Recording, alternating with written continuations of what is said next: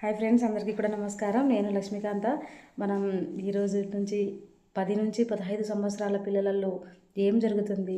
మనం ఎన్నో నేర్చుకుంటూ ఉన్నాం. ఎన్నో తెలియని విషయాలన్నీ తెలుసుకుంటూ ఉన్నాం. అవి పాటిస్తున్నాం మన లైఫ్‌లో. పిల్లల్ని ఎలా పెంచాలి ఏంటన్నది. ఈరోజు 10 నుంచి 15 సంవత్సరాల పిల్లలు ఎలా ఉంటారు? వాళ్ళ బిహేవియర్ ఎలా ఉంటుంది? వాళ్ళ కోపం వెనక కారణం ఏంటి? అనేది ఈరోజు చూసుకుందాం. ఇక్కడ మా పిల్లలు ఇదివరకట్లాగా లేరు. ఏం చెప్పినా కోపం వస్తూ ఉంటదనేసి పెద్దవాళ్ళు అంటూ ఉంటారు. మా అమ్మ, మా నాన్నకి నేనేం చెప్పినా అర్థం కాలేదని పిల్లలు అనుకుంటూ ఉంటారనమాట. అసలు కారణం ఏంటి ఈరోజు చూద్దాం. ఆ చిన్న మాటకి అరుస్తాడు, మౌనంగా వెళ్ళిపోతాడు.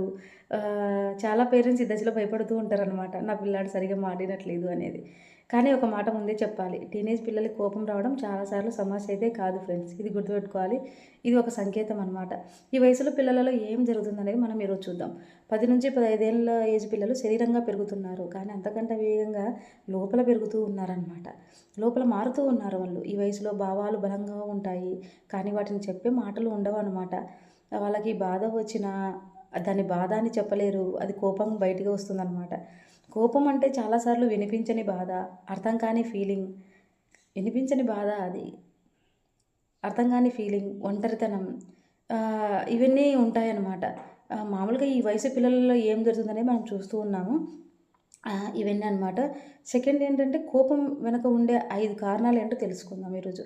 అర్థం చేసుకోవట్లేదనే ఫీలింగ్. నేనేమనుకుంటున్నాను, ఎవరు వినట్లేదు లోపల. ఈ పిల్లలు ఏమనుకుంటున్నారో తల్లిదండ్రులు అనుకోవట్లేదని వాళ్ళ ఫీలింగ్ అనమాట. తక్కువగా చూస్తున్నారనే భావన. ఇంకా చిన్నవాడిని అనే ఇంకా నీకు తెలియదు అని అంటారు కదా పేరెంట్స్. నీకేం తెలియదురా, నోరు మూసుకొని పక్కన కూర్చోరా అని చెప్తూ ఉంటారనమాట. వాటికి సంబంధించిన భావాలు ఏవైతే ఉన్నాయో వాడి ఒపీనియన్ కూడా వినరు. అందుకు వాడికి కోపం వస్తూ ఉంటుందన్నమాట. ఈ మాటల లోపల గాయం చేస్తాయి.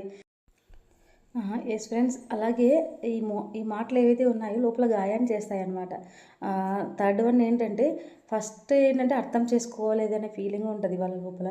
అలాగే తక్కువగా చూస్తున్నారనే భావన ఉంటది. అలాగే పోలికలనమాట. వాళ్ళ కొడుకు చూడు, ఇది కోపానికి బాగా పెట్రోల్ అనమాట. ఇంక వాడికి మనం ఏమనకపోయినా పర్లేదు. ఒక కంపారిజన్ చేసినామంటే ఖచ్చితంగా వాడికి కోపం వస్తూ ఉంటదనమాట. ఇది కోపానికి బాగా పెట్రోల్ అంటుకుంటది. లోపల భయం, చదువు, భవిష్యత్తు, తప్పు చేస్తే ఏమవుతుందో అనే భయం, అది బయటికి కోపంగా వస్తూ ఉంటది ఫ్రెండ్స్. ఇది చాలా గమనించాలి. అలాగే ఒక సేఫ్ స్పేస్ లేకపోవడం. మాట్లాడితే తిడతారు లేదా లెక్చర్ ఇస్తారు. ఎందుకంటే మనం వాళ్ళు చిన్నపిల్లలుగా మనం చూస్తాం. అటు టీచర్స్, ఇటు పేరెంట్స్ అందరూ తిట్టేసరికి ఆ అబ్బాయికి ఏమనిపిస్తూ ఉన్నదంటే నన్ను ఎవరు అర్థం చేసుకోలేదు అన్న ఫీలింగ్ వాడి లోపల వాడు అర్థం కాక ఎవరికి చెప్పుకోవాలో తెలియక వాడు కోపం రూపంలో చూపిస్తూ ఉంటాడనమాట. ఈ 5 కారణాలు ఉంటాయన్నమాట లోపల. ఏంటంటే అర్థం చేసుకోలేదనే ఫీలింగ్, తక్కువగా చూస్తున్నారనే భావన, కంపారిజన్, లోపల భయం, సేఫ్ స్పేస్, ఇవన్నీ ఉంటాయన్నమాట. మళ్ళీ అలాగే ఈ సమయంలో పెద్దలు చేసే తప్పులు ఏంటంటే అవి వెంటనే కంట్రోల్ చేయాలని ప్రయత్నించడం. నువ్వు అలాగా ఏ తగ్ రే నీకేం తెలీదురా, కూర్చోరా, నీకేం తెలీదు, నువ్వు బయటికెళ్ళిపో, నీకేం మాట్లాడకు, ఇవన్నీ చెప్తూ ఉంటారనమాట. అలాగే వెంటనే కంట్రోల్ చేయాలని చూస్తారు. ఇలా ఎందుకు మాట్లాడుతున్నావు నువ్వు? కోపానికి కోపంతో సమాధానం చెప్తామన్నమాట. కానీ ఇవి పిల్లకి ఏం చెప్తాయో తెలుసా? నువ్వు ఇలా ఉండకూడదు, నీ భావాలు తప్పు, కొంచెం మారు, వాళ్ళని చూసి నేర్చుకో, ఇవన్నీ చెప్తూ ఉంటామనమాట. ఎటొచ్చి మళ్ళీ మార్క్స్ దగ్గర, హోంవర్క్స్ దగ్గర చూపిస్తూ ఉంటాం. ఇంకా లోపలికెళ్ళిపోతుందది. Yes friends. ఇవన్నీ కారణాలనమాట. పేరెంట్స్ చేసే మిస్టేక్స్ ఇవన్నీ గూడా. పేరెంట్స్ అండ్ టీచర్స్ ఏం చేయాలి అంటే కోపాన్ని కాదు. Yes friends. ఈ టైంలో పేరెంట్స్ అతను కోపంగా ఉన్నప్పుడు 10-15 సంవత్సరాల పిల్లలు చాలా వాళ్ళకి ఏం తెలీదనమాట. ఆ టైంలోనే స్కూల్సు, ఎగ్జామ్సు వాళ్ళకి ఎన్నో ఉంటాయి. లోపల చెప్పుకోలేని బాధలు. అలాగే ఇక్కడ పేరెంట్స్ చూస్తే ఇలాగా చదువు చదువు అంటుంటారు. టీచర్స్ చూస్తే అలాగా కొంతమంది అవి వాళ్ళ వాళ్ళ టెన్షన్స్ వాళ్ళకుంటాయన్నమాట. వాళ్ళు ఎవరికీ చెప్పుకోలేరు. కానీ మనం దాన్ని ఆ భావాల్ని మనం బయటికి తీయాలి. అది వాడు కోపం రూపంలో చూపిస్తూ ఉంటాడు. మనం ఏం చేయాలనేది ఇప్పుడు చూద్దాం. మనం వెంటనే ఆ చిన్న ఏజ్‌లో మనం తిట్టేసరికి, అరిచేసరికి వాళ్ళు సరిగా లేరేమో అన్న భావంతో వాళ్ళు చాలా వరకు దూరం వెళ్తూ ఉంటారనమాట. అంటే ఏం చేయాలో తెలియక ఈ భూమి నుంచి దూరం అయిపోవడం జరుగుతూ ఉంటదనమాట. అలాంటి పిల్లలకి మనం కొంచెం సెక్యూర్ ఇస్తే, కొంచెం జ్ఞానం అందిస్తే, ఏంటి అన్నట్టుగా మనం కొంచెం దగ్గరికి తీస్తే వాళ్ళు అవన్నీ తెలుసుకుంటారనమాట.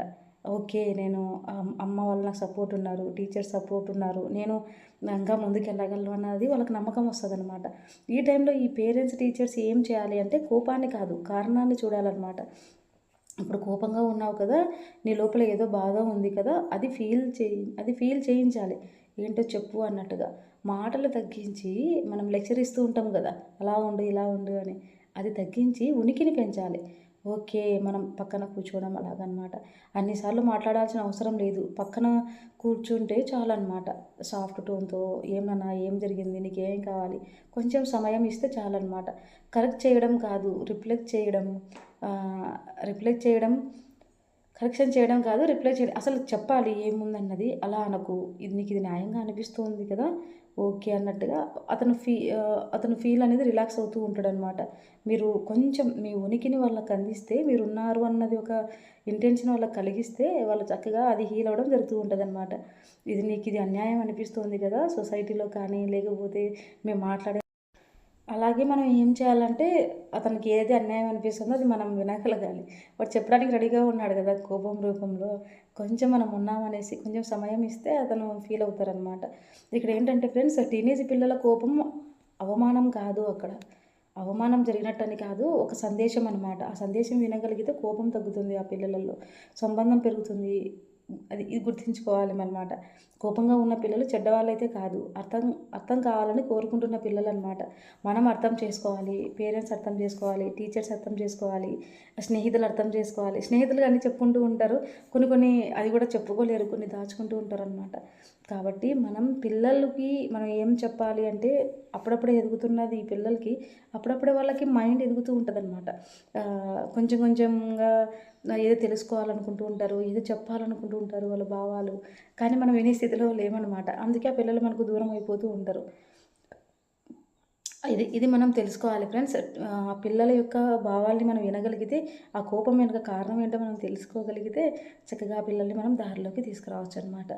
మా పిల్లల మాట వినట్లేదు అన్నది మన యొక్క ఆలోచన. వాళ్ళని ఆ యొక్క భావానికి ఏంటో మనం సొల్యూషన్ చెప్తే, ఎందుకు, ఏం జరిగిందనేది మనం చెప్పగలిగితే చాలన్నమాట. యెస్ ఫ్రెండ్స్, ఇలాంటి మరిన్ని వీడియోస్ కోసం సబ్స్క్రైబ్ చేద్దాం, లైక్ చేద్దాం, షేర్ చేద్దాం. Thank you so much.